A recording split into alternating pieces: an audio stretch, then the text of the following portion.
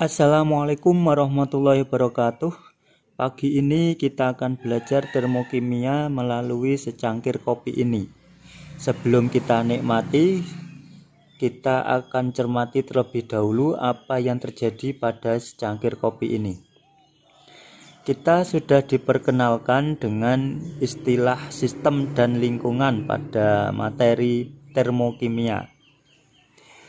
Terkait dengan sistem itu sendiri, sistem itu dibagi menjadi 3, yaitu sistem terbuka, sistem tertutup, dan sistem terisolasi.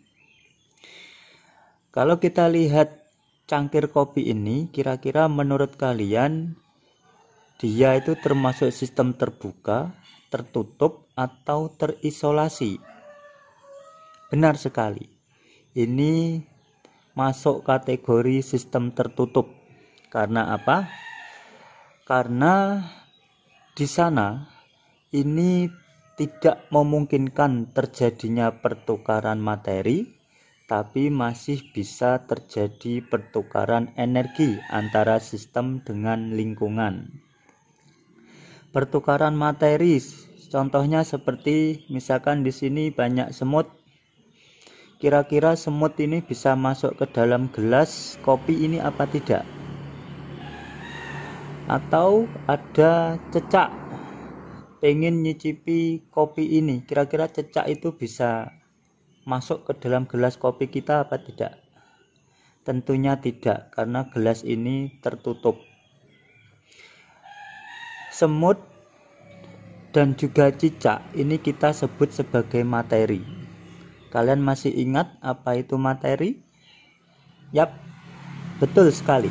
Materi itu adalah segala sesuatu yang mempunyai massa dan menempati ruang. Mempunyai massa maksudnya adalah punya berat. Menempati ruang, kita tahu ruang itu adalah bentuk 3 dimensi, mempunyai panjang kali lebar kali tinggi, artinya itu adalah rumusan volume. Sehingga bisa kita maknai materi itu adalah segala sesuatu yang mempunyai massa dan bervolume. Sehingga segala sesuatu di alam semesta ini bisa kita kategorikan ke dalam materi, termasuk semut dan cecak tadi. Nah, ini tidak bisa terjadi karena tidak bisa terjadi pertukaran materi karena ada tutupnya dalam gelas. Tetapi di sini masih memungkinkan terjadinya pertukaran energi, misalnya seperti ini. Ini kopi dibikinkan istri saya jam 6 pagi.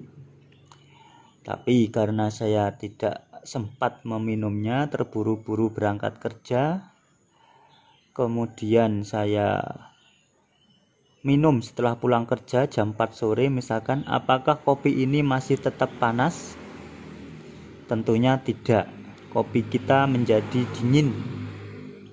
Ini menandakan atau menunjukkan terjadinya pertukaran energi, yaitu energi panas dari sistem menuju lingkungan.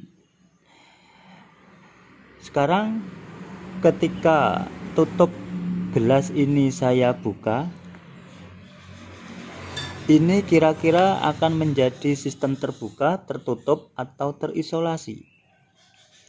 Betul, ini akan menjadi sistem terbuka, di mana di sana memungkinkan terjadinya pertukaran materi maupun pertukaran energi antara sistem dengan lingkungan. Semut bisa masuk, cecak bisa masuk, lalat bisa masuk, bahkan air liur kalian ketika niup juga bisa masuk. Itu materi dari luar masuk ke dalam. Bisa juga materi dari dalam keluar. Ini seperti uapnya kopi ini, dari dalam kopi, gelas kopi keluar ke lingkungan. Jadi di sana memungkinkan terjadinya pertukaran materi. Pertukaran energinya pun juga semakin cepat terjadi. Ketika kita buka, energi panas dari sistem ini akan keluar ke lingkungan. Nah, ini menyebabkan kopi kita bisa semakin cepat dingin. Ini kalau kalian menginginkan kopinya cepat dingin, ya tutupnya dibuka. Tuh. Kemudian untuk sistem terisolasi, contohnya yang paling dekat dengan kita adalah termos ini. Nah, pada sistem terisolasi ini tidak memungkinkan baik terjadinya pertukaran materi maupun energi. Nah, ini contoh yang paling mendekati adalah termos. Meskipun ini bukanlah contoh ideal, karena kalau ini benar-benar sistem terisolasi, seharusnya misalkan kita menyimpan air mendidih di dalam termos ini hari ini, maka 1 tahun lagi atau 100 tahun lagi ketika kita buka termos ini, harusnya airnya tetap pada suhu 100 derajat, yaitu pada suhu ketika air mendidih. Nah, ini sedikit pembahasan kita terkait sistem, jenis-jenis sistem. Sekarang kita ngopi dulu. Wassalamualaikum warahmatullahi wabarakatuh.